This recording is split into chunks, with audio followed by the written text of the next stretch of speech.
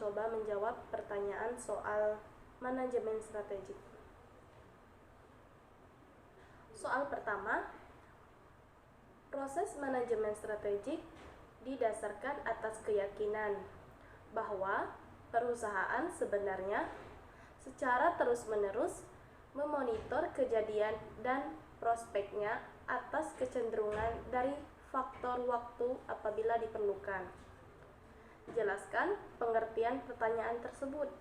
Jawaban nomor 1 yaitu karena proses manajemen strategik didasarkan pada keyakinan bahwa organisasi seharusnya terus-menerus memonitor peristiwa dan kecenderungan, baik itu internal maupun eksternal, sehingga melakukan perubahan tepat waktu.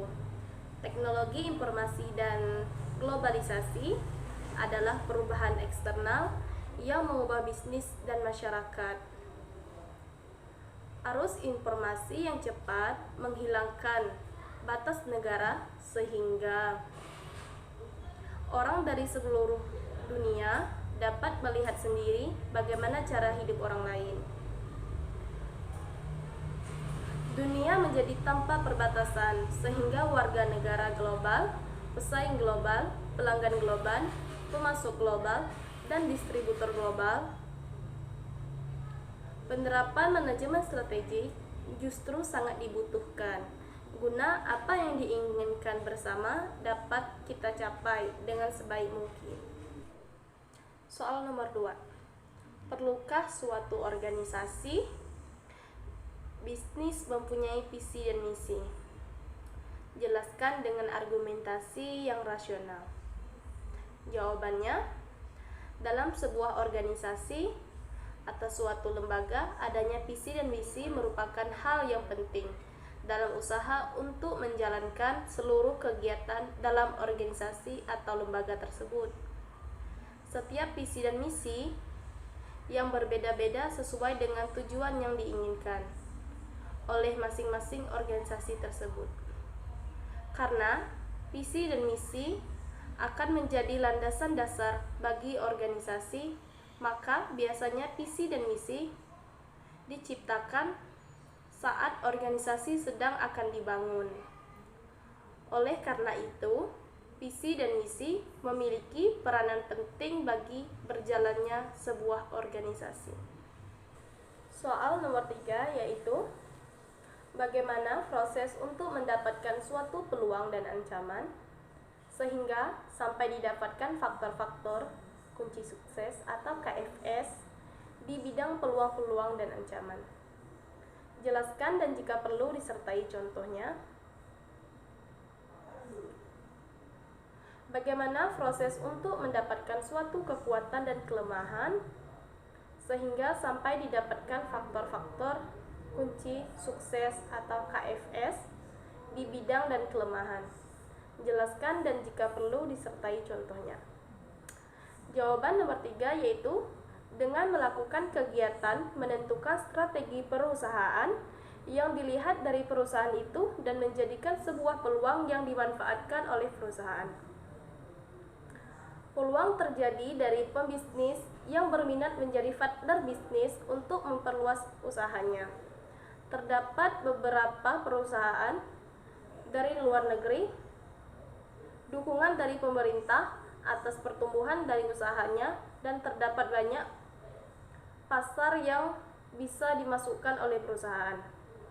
Contoh, Desi Eterina, pemilik bisnis lingkungan, ketika memproduksi tas dari sampah plastik, bisnis ini mampu menghasilkan keuntungan yang sangat besar. Pasarnya pun juga sudah internasional. Desi mulai usahanya bermodal 10 juta rupiah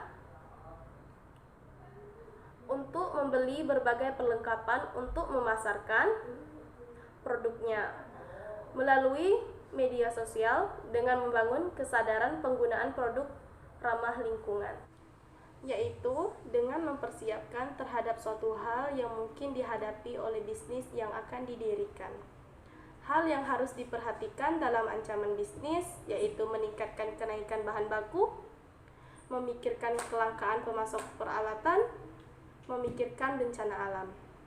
Bentuk ancaman terhadap bisnis ada 5. Yang pertama, pesaing yang bergerak di bisnis yang sama semakin banyak, harga yang ditawarkan pesaing lebih terjangkau, biaya bahan baku produksi meningkat, regulasi-regulasi yang memberatkan, kebutuhan dan keinginan masyarakat yang berubah.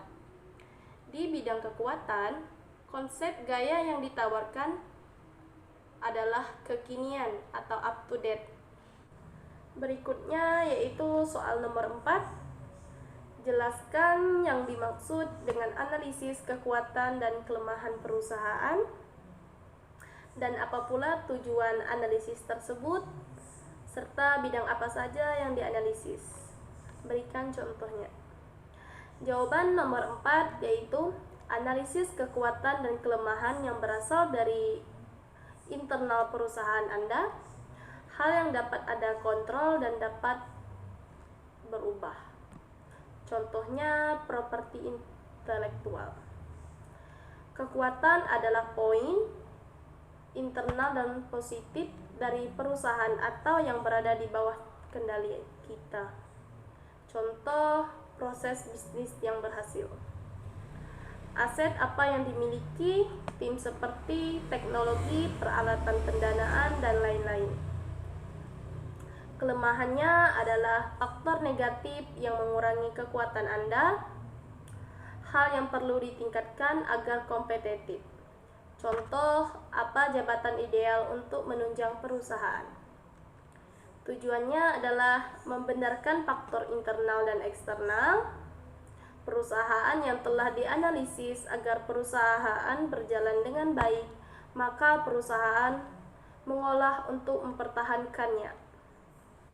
Soal yang terakhir yaitu buat matriks EFA dan EFI untuk organisasi yang saudara pilih dan evaluasi matrik tersebut.